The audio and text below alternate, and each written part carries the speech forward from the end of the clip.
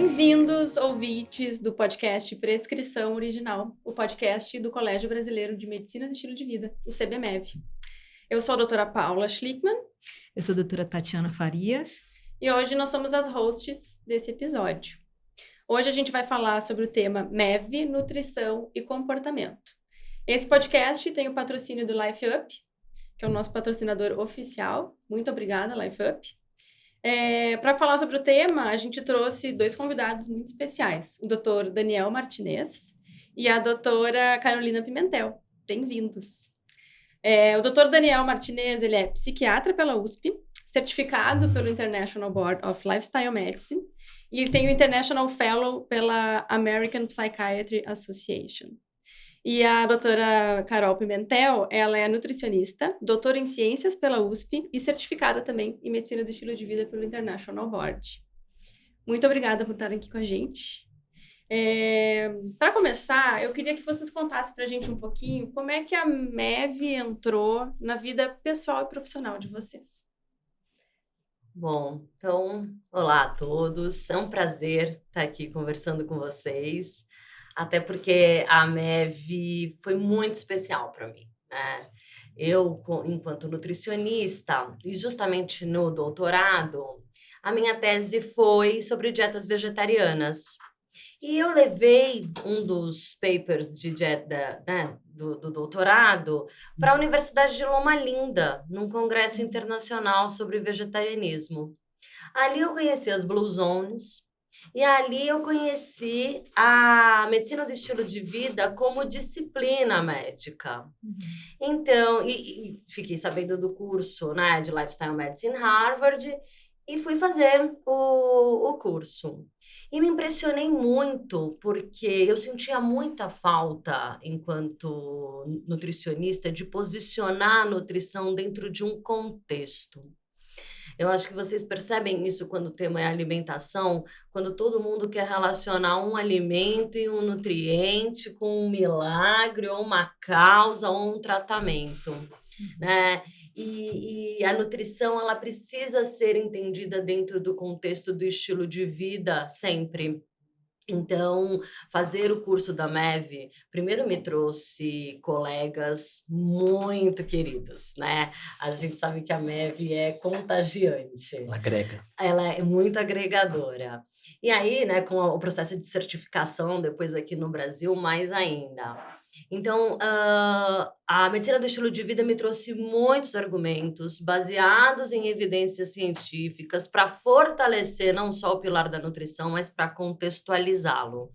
Então, eu sou muito feliz de participar aí do meio MEV. Legal.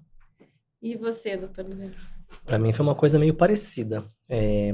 Bom, eu sou psiquiatra, então já entrava em contato com o sofrimento psíquico de vários colegas médicos e fora os nossos também, como todos os nossos pacientes. E quando eu comecei a entrar em contato com a MEV, né, que foi lá em 2018, quando eu tirei a certificação, para mim o que transformou, além de transformar a prática clínica, foi a minha transformação pessoal, né? Eu consegui perceber o quanto que eu não estava, às vezes, trilhando o caminho que a gente pregava para os pacientes. Então, eu estava fazendo pouco exercício físico, acabava também não dando tanta importância para a parte nutricional. Então, acho que, primeira coisa, acho que quando a gente entra em contato com os pilares, você olha como que está a sua própria vida, dos seus familiares, dos seus amigos, para depois também você poder usar isso nos seus pacientes.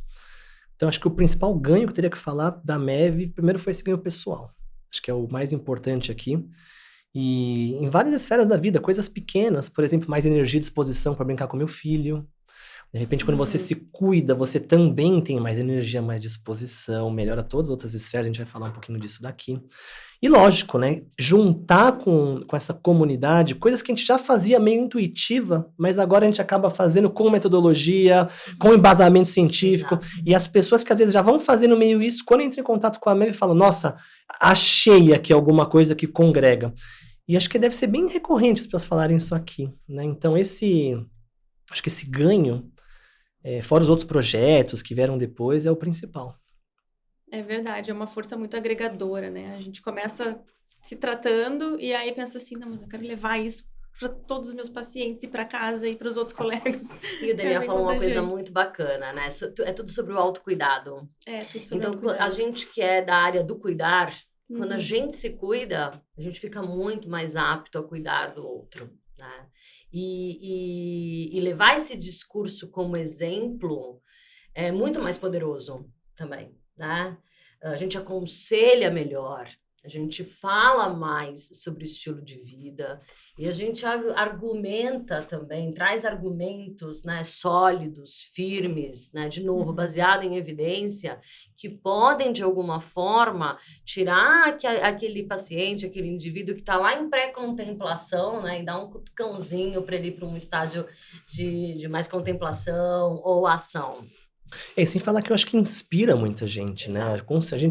Quantas pessoas será que a gente inspira quando a pessoa vê você se cuidando melhor, seja paciente ou até outros colegas, meio que você vai conseguindo, o exemplo arrasta, a gente sempre fala disso. E pelo menos na prática clínica, falando agora um pouco de atendimento, os pacientes adoram, né, saber que você se cuida, que você faz exercício, que você presta alimentação, até te perguntam, né? Então, me dá uma sugestão de como é que você fez, assim, vários colegas médicos já me perguntaram, assim, como é que você conseguiu organizar sua rotina com atendimento, tal, com família? Você começou por qual pilar, por exemplo? Quero saber a sua experiência. Então, eles têm essa necessidade, acho, de beber mais dessa fonte. E nessa era de redes sociais, os pacientes também é bem visto. Eu acho que acaba agregando, né? Eu falo para vocês se cuidarem, mas eu também me cuido. Isso é Então a importante. gente, ele tá fazendo o que ele prega. Isso eu acho que é um grande diferencial também. E conseguir exemplificar. Você imagina eu como nutricionista, né? As pessoas acham que quem faz nutrição tá né, acima de qualquer escolha alimentar. Daí me perguntam, não, doutora, mas você gosta de chocolate? Como nutricionista, você come chocolate?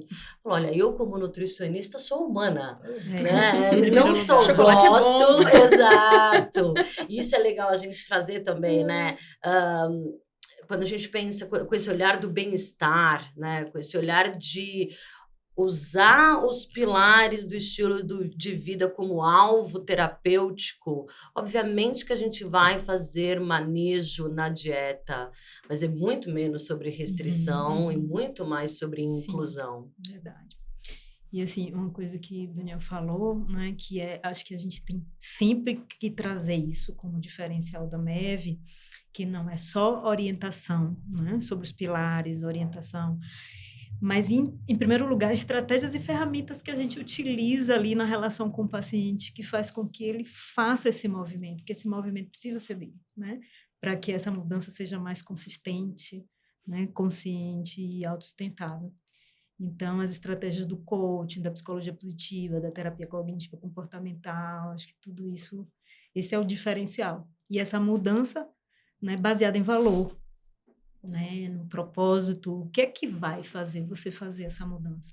Não simplesmente por restringir ou por perder peso, né? E eu acho que a MEV, esse é o grande diferencial da medicina do estilo de vida e essa comunicação em comum, né, entre a medicina e toda a equipe multiprofissional. Não mostrando que a gente quer invadir esse espaço, né? Mas a gente precisa ter essa linguagem como se fosse uma ponte, né? E os estudos até mostram que quando isso parte do médico, quando ele vai para a equipe multiprofissional, a adesão é maior, né? Porque ele já vem sensibilizado. Né? Acho que assim, a MEV valorizar, né, a equipe multiprofissional, não só multiprofissional, mas transprofissional, interprofissional, né?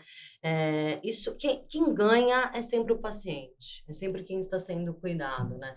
E todo mundo, o Daniel também comentou sobre metodologia.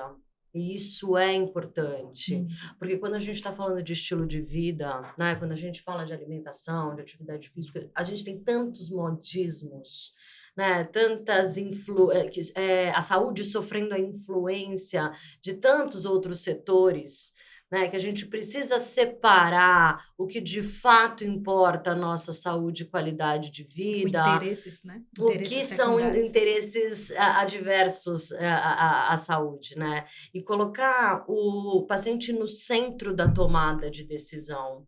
Então, sim, é uma abordagem a longo prazo, mas eu acredito que quando muda-se essa chave, né? Quando ele entende que ele é o protagonista da sua própria escolha, esse processo, né? Ele tende a ser muito mais eficiente e sustentável.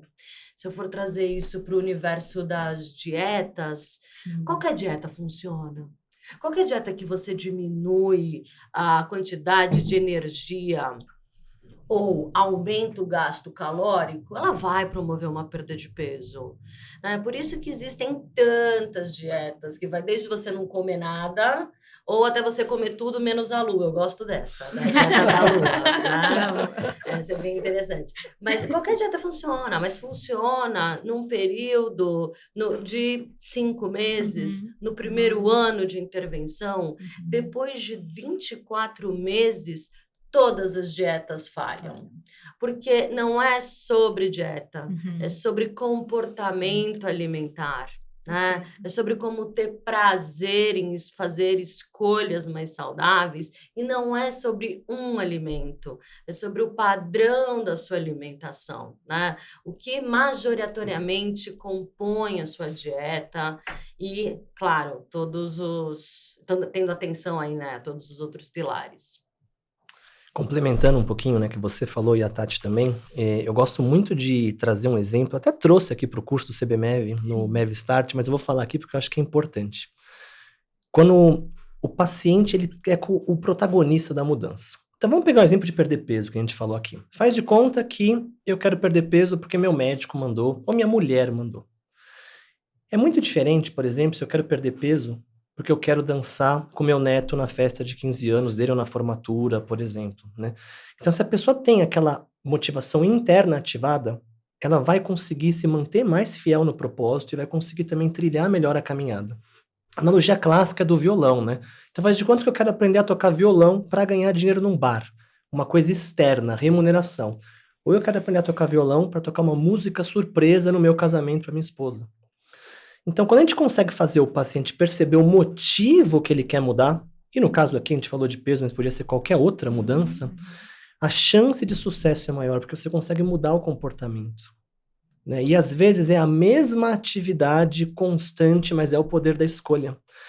E eu gosto muito de exemplificar com aquele mito grego do Sísifo, vocês lembram disso? Né? Que ele foi condenado a empurrar uma pedra no alto de uma montanha por Zeus, ela voltava toda vez.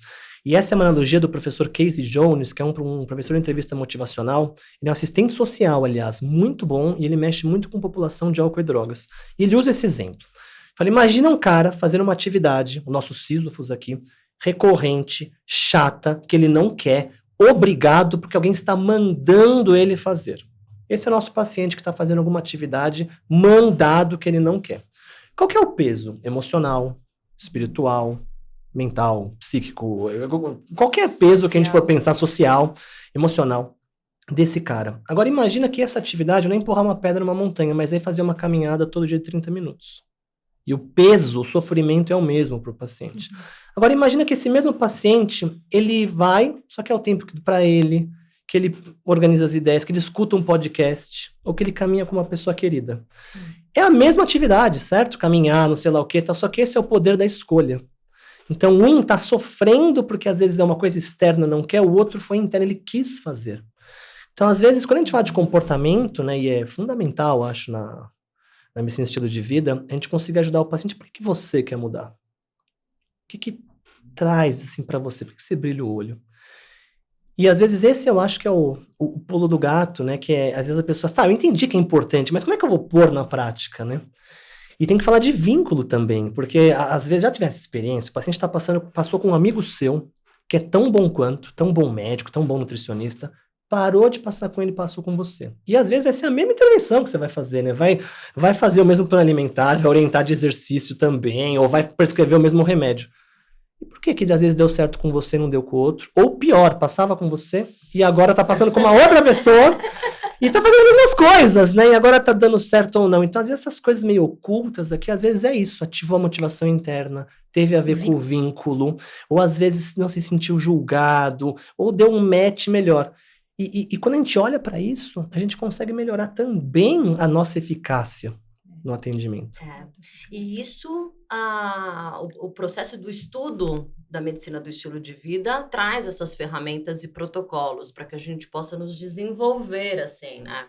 Eu, por exemplo, só faço hoje prescrição dentro de um protocolo de metas SMART, que é justamente para isso, não só identificar o motivo real pelo qual ele quer fazer uma mudança de comportamento, mas como a gente quebra em submetas que sejam alcançáveis, realizáveis, comemoráveis, né? E fáceis, né? Que a gente possa, acima de tudo, mensurar esse progresso.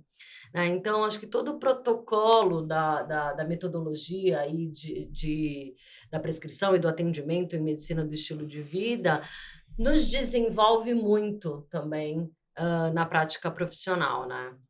Eu adoro as metas SMART, né? Eu Uma das coisas que eu adoro usar, e às vezes serve para o paciente perceber variáveis ocultas.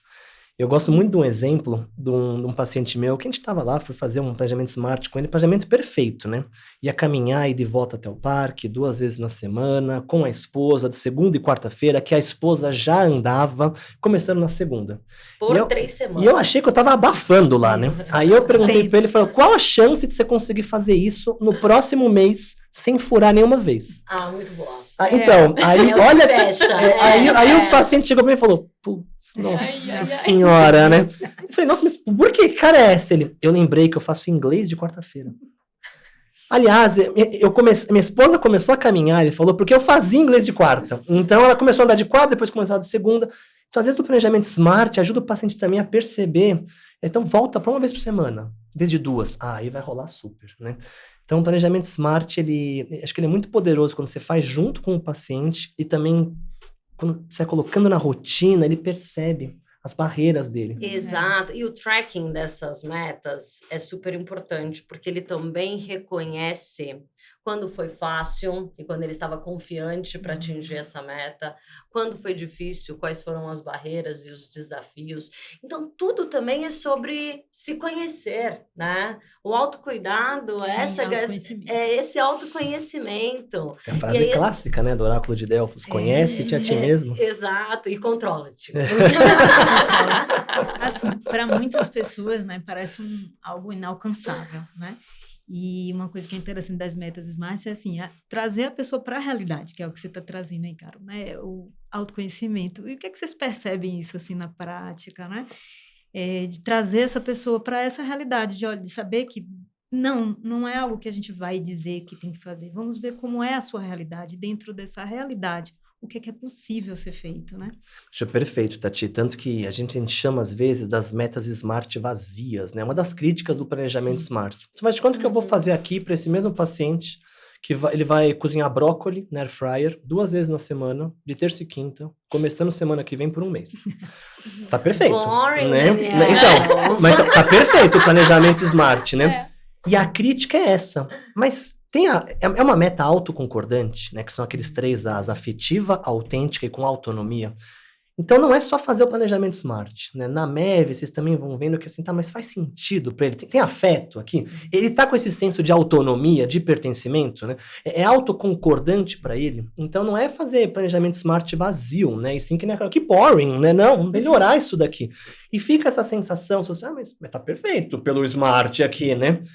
Tem que dar esse passo além. Né? Então, no caso aqui, a gente falou dos 3 As, né, da meta autoconcordante, mas poderia ser qualquer outro, vai se basear em valor e o que mais, né?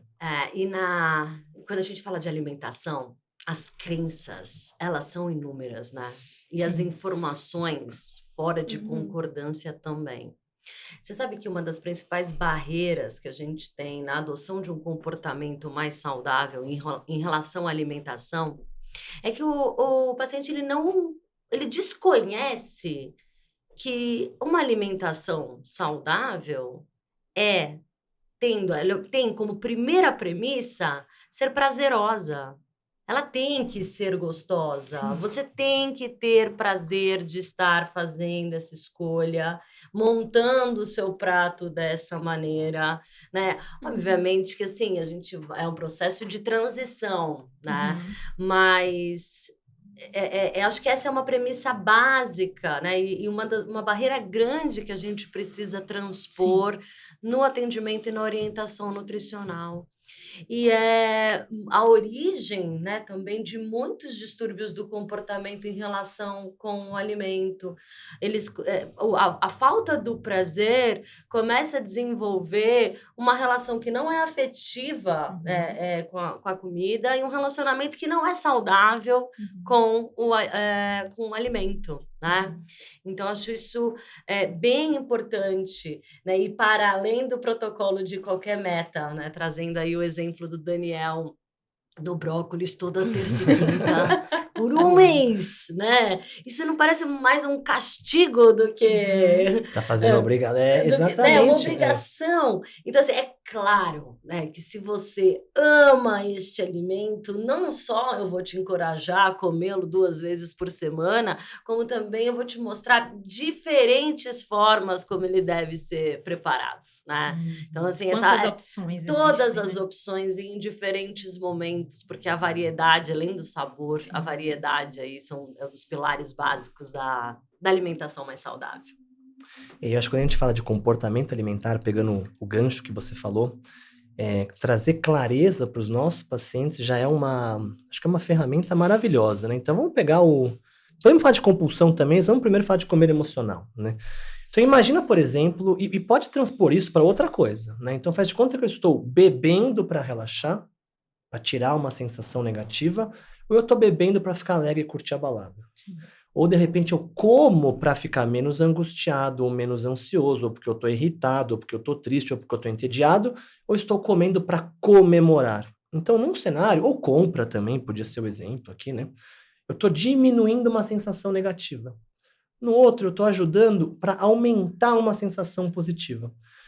E você vai olhar, a ingesta é a mesma. Comer o sorvete igual, digamos assim. Vamos pegar o exemplo. Tem as mesmas calorias. Mesma coisa, vai engordar igual, tudo igual. Tem...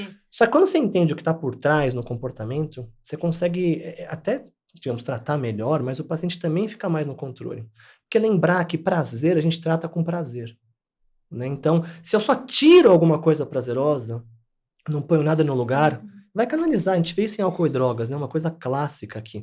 Agora, se eu estou tratando aqui, ou estou comendo, por exemplo, que eu estou ansioso, faz de conta, e a gente consegue de alguma forma mitigar a ansiedade com manejo de estresse, ou de repente com o próprio exercício, medicação, se for o caso, a gente tem que medicar as coisas que precisam ser medicadas, né? Lógico. Por isso que a MEV, ela soma, né? E não subtrai.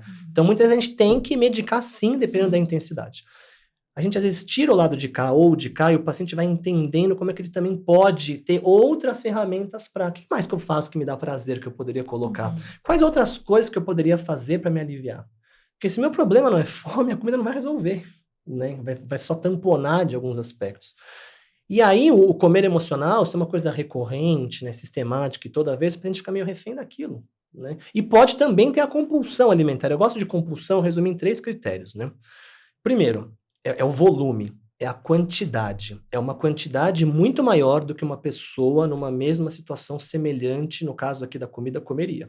Então, no mesmo intervalo de tempo, isso, né? Por exemplo, eu aqui comendo hoje à noite é diferente de eu comer num rodízio de pizza ou numa ceia de Natal. Isso é o volume. Aí depois é a forma, é o jeito. O jeito que come muito rápido, come sem mastigar, come escondido, come tudo misturado, a pessoa às vezes tem aquela sensação de que está muito cheia ou passando mal, então a forma que está ingerindo o alimento. E o terceiro é a perda de controle, né? A perda de controle subjetivo. Parece que eu saí do corpo, não consigo me controlar durante o episódio, às vezes até depois eu não vou lá usar a cocaína de novo, estourar o cartão de crédito e vai lá, acontece de novo.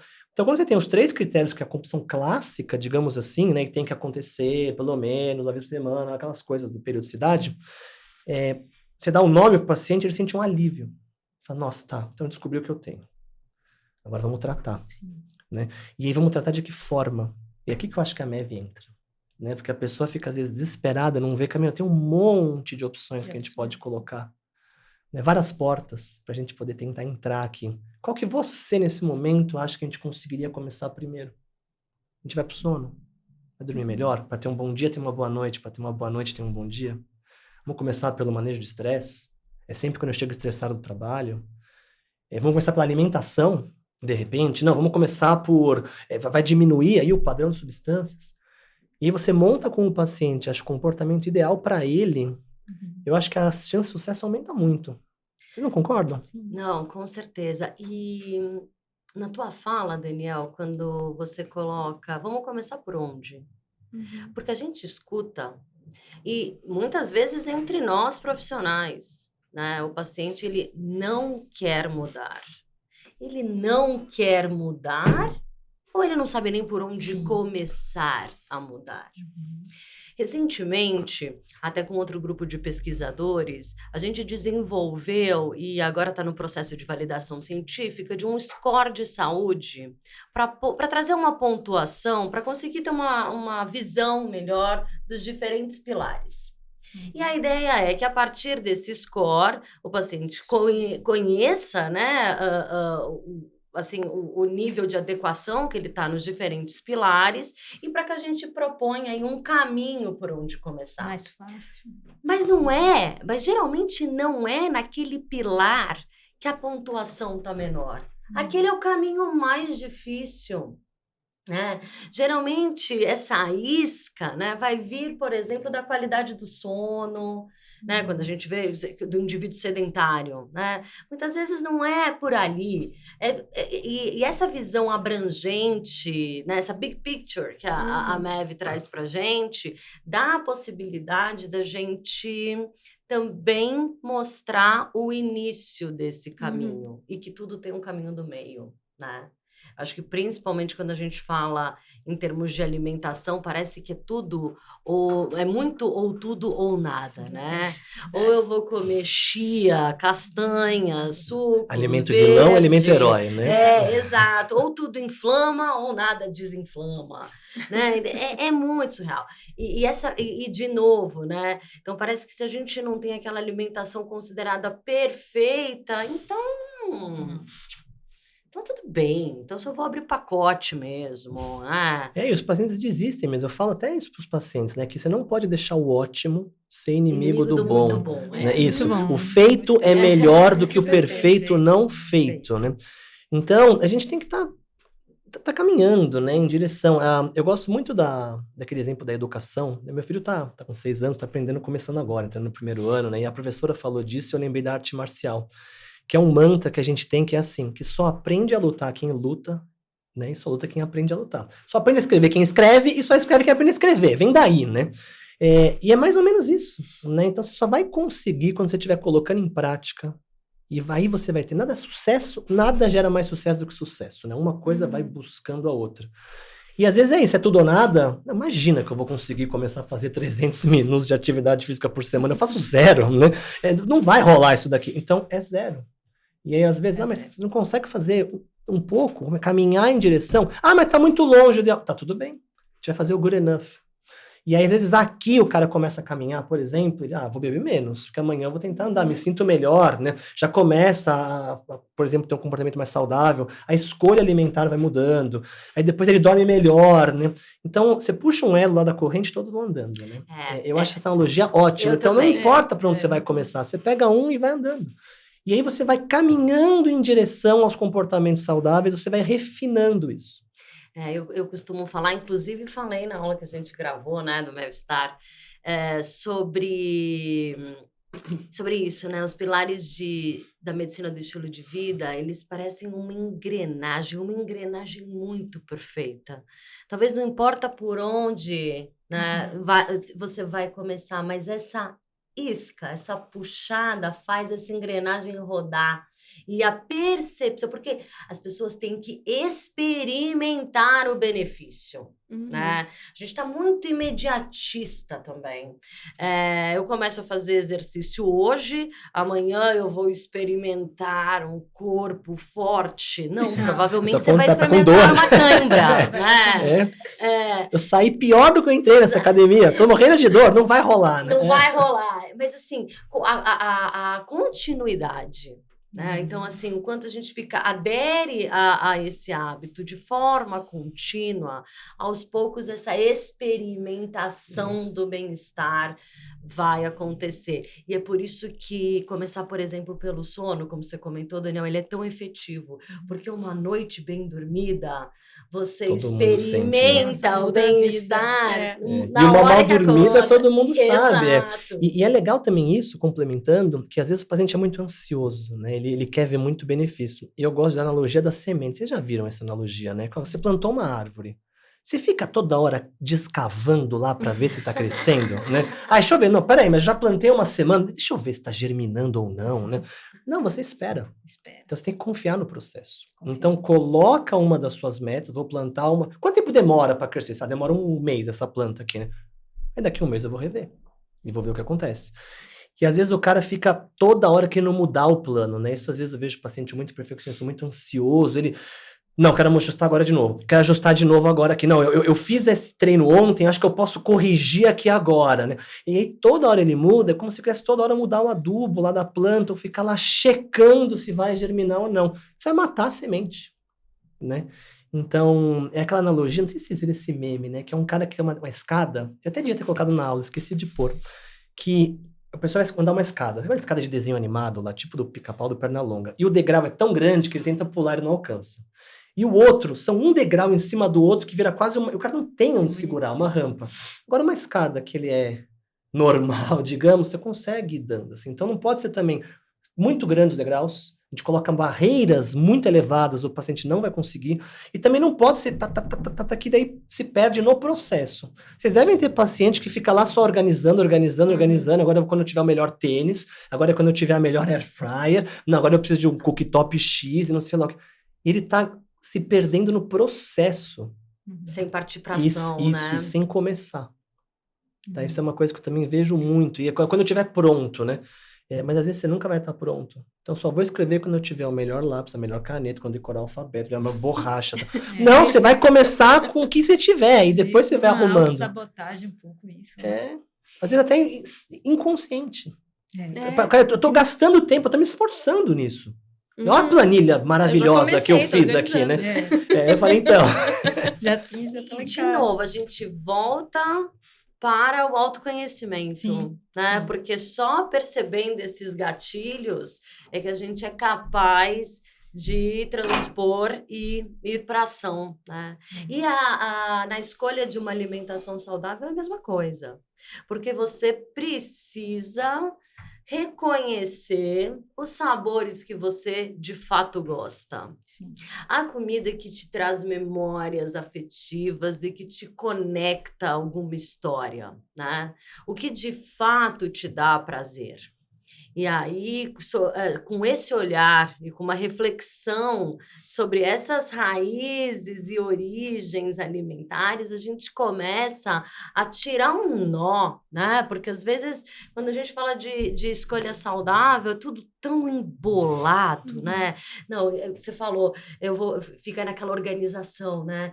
Não, é que eu ainda não tô pronta para cortar o pão. Falei, gente, coitado do pão. E depois, tanta gente chata pra gente cortar na vida, né? Vai cortar bem o coitado desse pão. E assim, eu gosto também de trazer um olhar amplo, né? Sobre o conceito da variedade, né? Então, assim, nunca a gente vai estar totalmente pronto, provavelmente, para quase nada.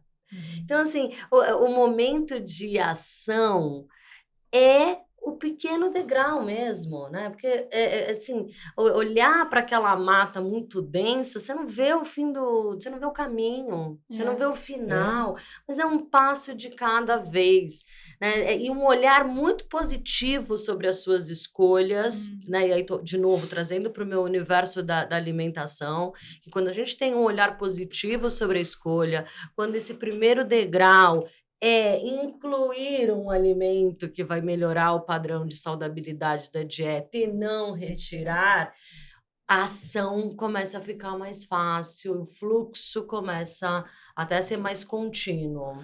Toda grande jornada começa com o primeiro passo, né? Então, lembrar disso, né? Eu tenho que estar em movimento. Igual uma bicicleta. Se eu tô com a bicicleta parada, eu caio. Tem que estar em movimento para eu conseguir continuar andando com ela. E eu acho perfeito o que você falou, cara. Eu acho que é bem nessa linha. A gente tem uma tendência, né, a querer começar pelo aquilo que está mais errado.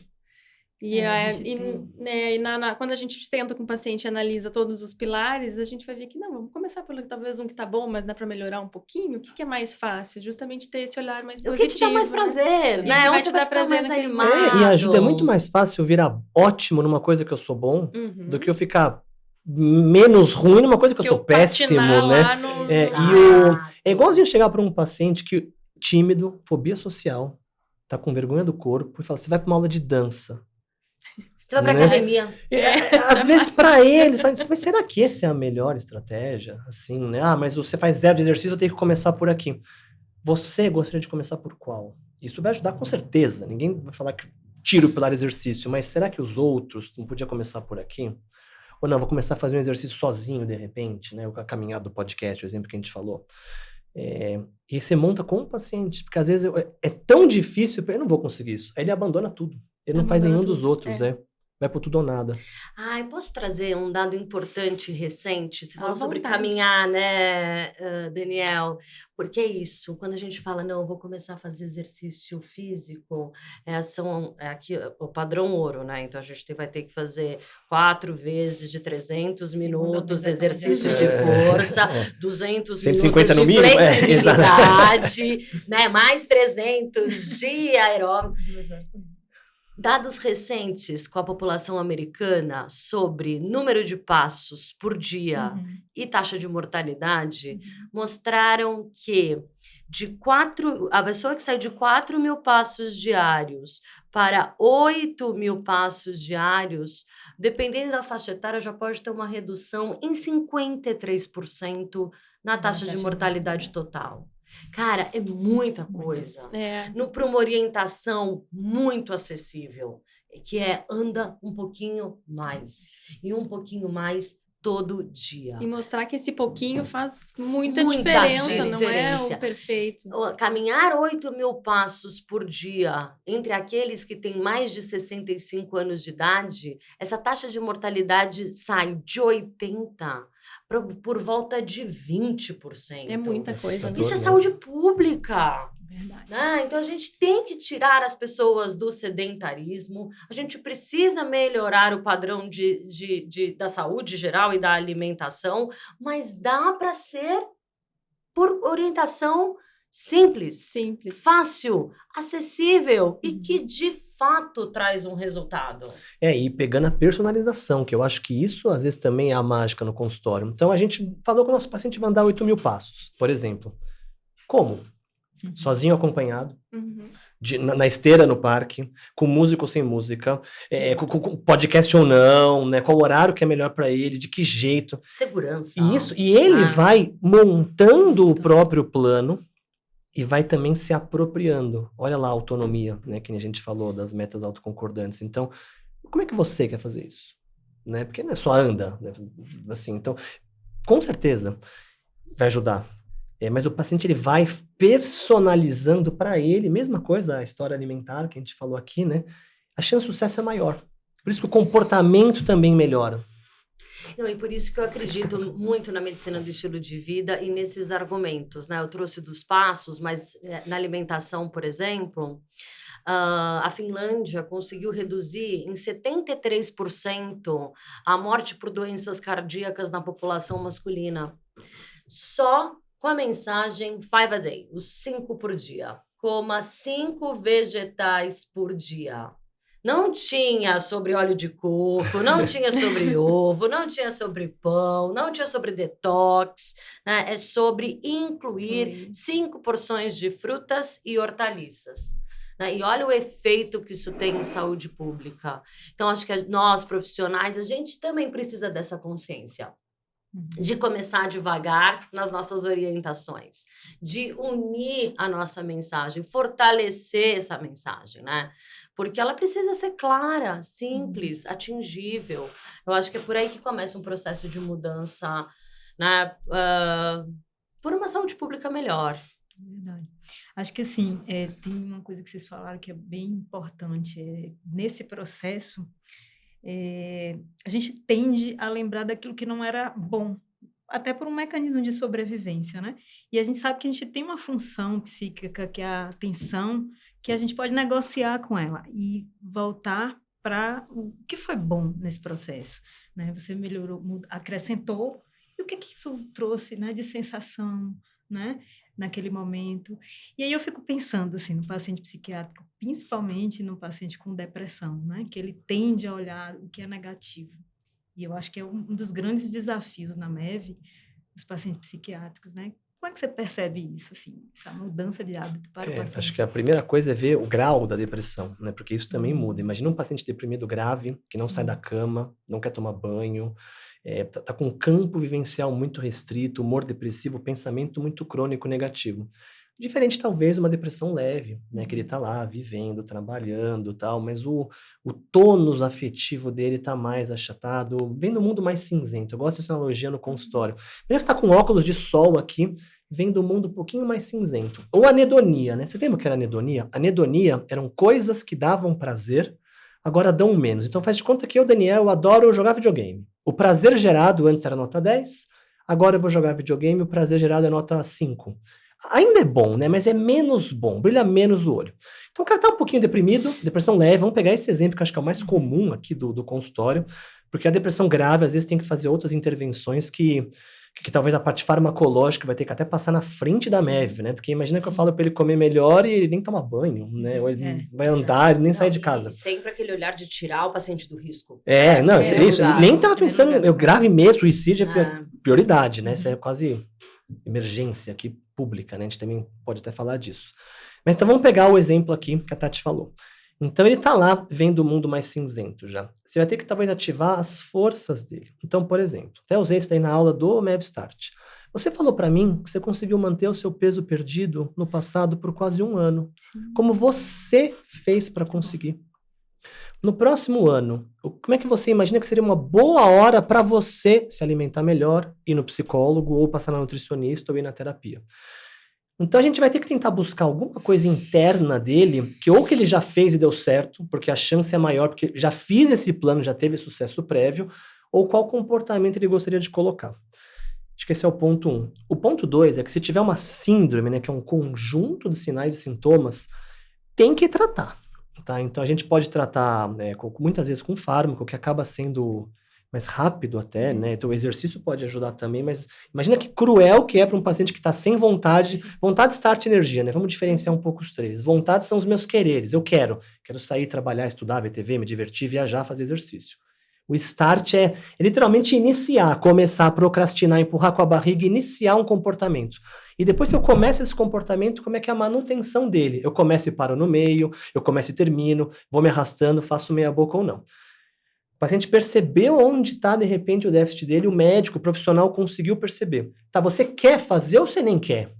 Eu quero, mas não começo. Não, eu começo e não continuo, né? Você vai tentar nichar melhor aonde que está o problema. De repente, eu começo, mas não continuo. Se tivesse com alguém, se ia ser mais fácil de conseguir ou não? Se tivesse um personal trainer, por exemplo, aqui, pode me ajudar, de repente, a começar ou a manter, né? Eu nem quero. O que você gostava antes? Vamos tentar começar pelas coisas boas, pelos prazeres aqui. E se precisar medicar, mediquem, né? Então, não vai ter psiquiatra para tratar todo mundo, né? Então, a pessoa tem que saber o básico aqui. Mesma coisa que não vai ter endocrinologista para tratar todos os diabetes de todo mundo, não vai ter cardio para... Então, acho que a medicina e o estilo de vida até empodera nesse aspecto, né? Para a gente poder ter algumas ferramentas básicas para tratar a saúde mental. Né? Meditação, por exemplo, é uma maravilhosa, né? Que é excelente para ansiedade. Então, um paciente deprimido ou que muito apático, você vai pelas beiradas, igual sopa quente. Você não vai pegar uma colher no meio, meter na garganta e você se queima, né? Então você vai devagarinho. Mas quando você olha com uma lupa e ajuda o paciente a perceber também, a chance de sucesso é maior. Achei muito bom você falar de ativar as forças, né? E trazer as experiências do passado, né? Como se fosse ele tivesse vivenciando. Eu tenho essa força, eu sou capaz de fazer isso, né? E para o presente, né? Reconhecer, validar, né? Que ele é capaz de fazer isso. E às vezes na terapia, o psicólogo lá, o terapeuta, também vai ativar um pouco isso. A gente não falou muito disso, mas na saúde mental isso é uma estratégia maravilhosa, né? Que às vezes é negligenciada, né? A gente esquece.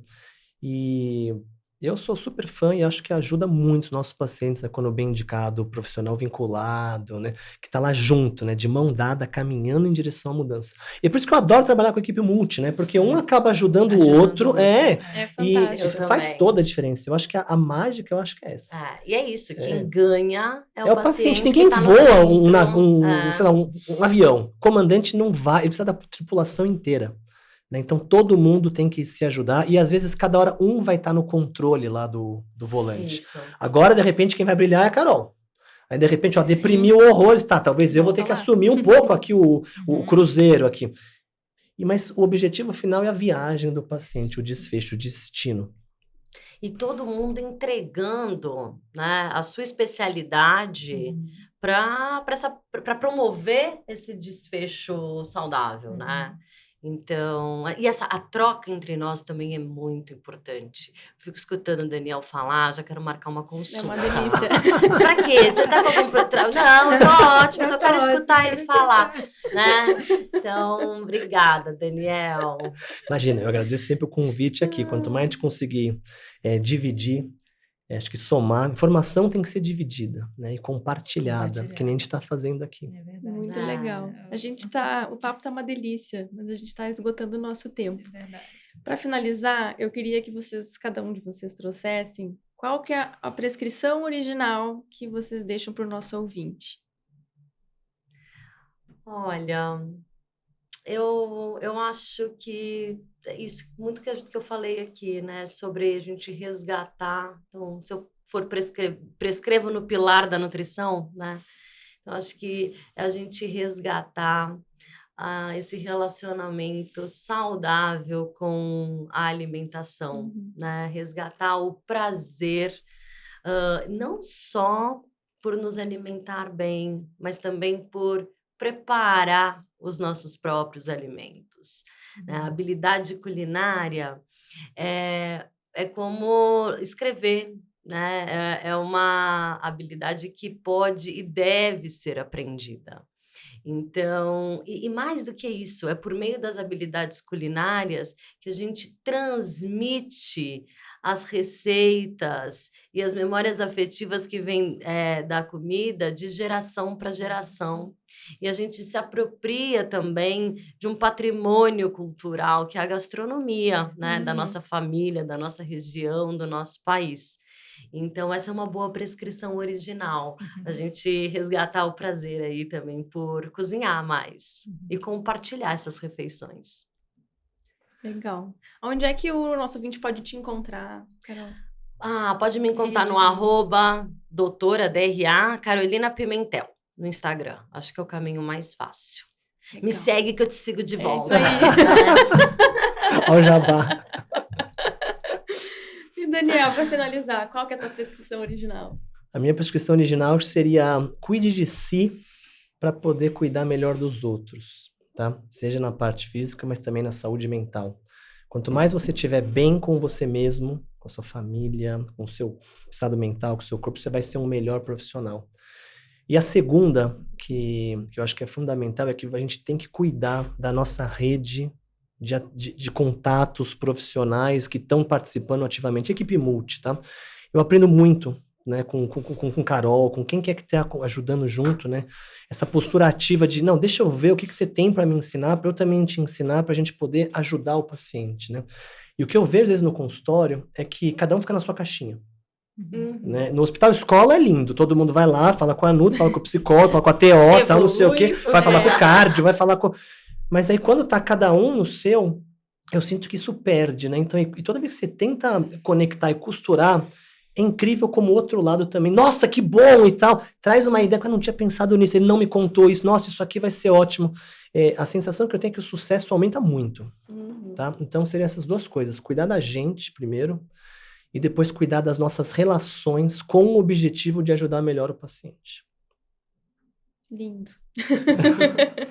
E onde é que o pessoal pode te encontrar, Daniel? No Instagram também, é @danielmartinez.psiquiatra.